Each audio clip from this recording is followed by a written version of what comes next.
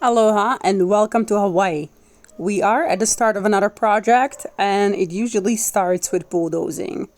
You can also hand clear your property, but in a lot of times it's not exactly flat and it makes it a little bit more challenging to build on a property that is hand cleared. So here you can see Jonathan offloading the dozer. This is D8H, which is almost as big as D9.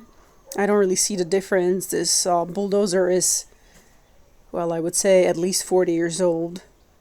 Not many people actually have bulldozers here that are $1 million plus. I think the payments would just kill the operators, because even though it might seem as an expensive task for a homeowner to clear the land with a bulldozer, it doesn't really come close to having a brand new tractor and charging the money for, clearing at the same rates as if you have an older machine that is paid for and you are, free and clear of any loans. Then you can actually stay competitive. Otherwise, you would have to just go from job to job every day, which here in Hawaii isn't exactly something you can do. You get a job one day and then maybe you have a job next week. Sometimes you're real busy and sometimes you're not. So he got it off that steep embankment, and I really don't know how he does it. It's so dangerous, and he doesn't wear a seatbelt. I've sat on a dozer a couple of times myself, and just to go a really small incline, maybe at a 1%, feels like a huge ski hill. You're going down a huge ski hill, and there is a foot brake on a dozer, but in order to avoid, scraping and damaging the brakes and having to replace them, which can be costly and really it's not about a cost, it's about a time and downtime on the machine and someone actually being able to do it, to repair this heavy equipment. So a lot of times he would actually put the rig in a neutral to slow it down, or just kind of try to take the foot off the pedal, off the throttle, and slow that down. But if you're going downhill and you're not used to it, it still feels that the dozer, and it's still rolling, and it's very unsettling feeling. Anyhow, so big thumbs up to him that at his age he's still able to pull all that off. And he actually did an amazing job doing the driveway. You'll see in some of the pictures in the next videos how the property look like once it's cleared.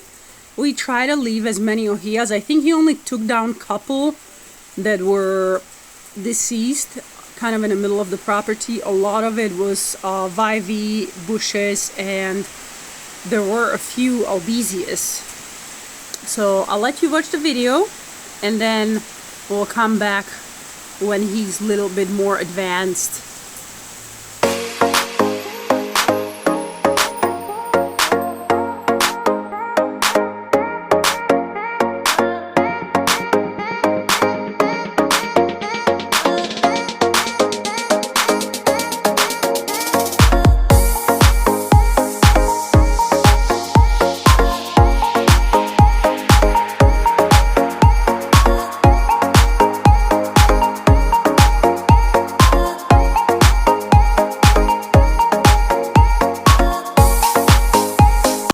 And here we've come to the point in this video where he's actually really starting to hone the driveway up from the drop-off.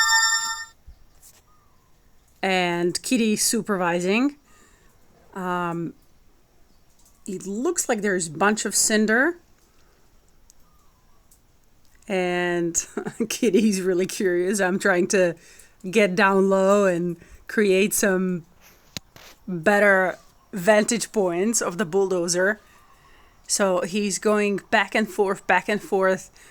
He's trying to bring the rocks up. He's actually ripping with the back of the dozer with the ripper, and then he's trying to bring all these rocks back to kind of push them forward. So when we have the semi truck with the gravel come in, then he doesn't sink into that drop off. Here you are. Here are all the rocks. Yeah, so I'm switching to a horizontal mode again.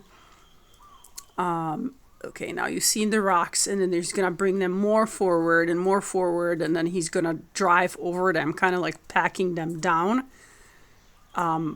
That's very important. It doesn't seem like so, but for this kind of climate where you have this rainforest and it rains a lot, you need all that substrate to be really well smooshed down, but also ripped so the water can penetrate, but yet you don't sink in when you drive on your driveway during the rain or once it's been raining all night. Usually on this side of the island, which is Puna area, most of the time it rains during the night. Right now it actually started raining over here where I am at recording this voiceover, and some sound of it will probably translate to it. So let's see here. He is going all the way to the road with the blade, but he's not trying to, put the blade down on the road since it's paved asphalt. The blade is heavy, and you will essentially create the dings and cuts in the road. So when he comes all the way to the top with his tracks, the blade is just up without hitting anything, without coming down.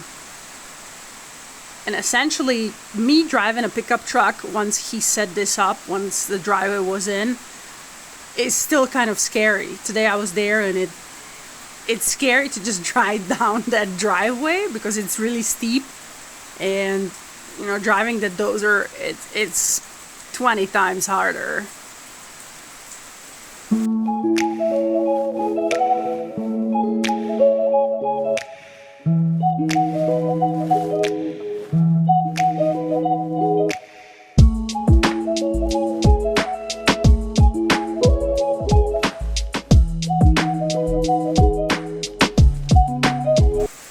And this is the second vantage point from the other side, where you can see the operator much better. And he's bringing these rocks all the way to the top. Bringing them in.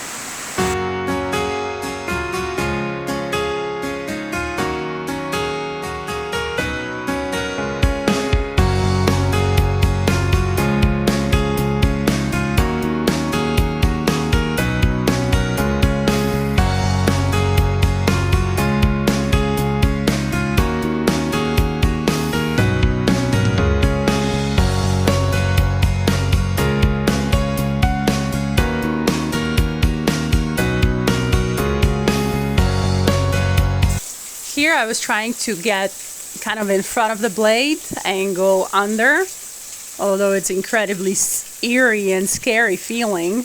It reminds me of driving a semi-truck, and every time something broke, you go under the truck and trailer and you're thinking, wow, I have these 40 tons loaded in the trailer and it's all sitting on a tractor axles, and you're there, you 150 human pounds of flesh underneath that heavy big machine.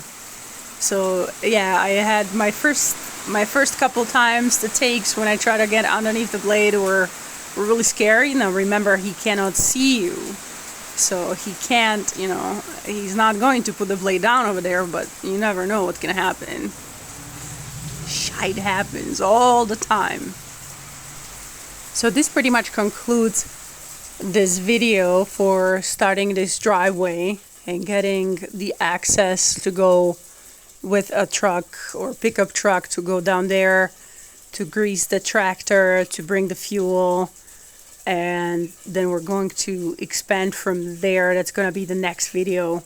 I was having a hard time because this is a new YouTube channel, and I'm trying to figure out how to add music. So far I only have figured out how to add the voiceover, and hopefully, hopefully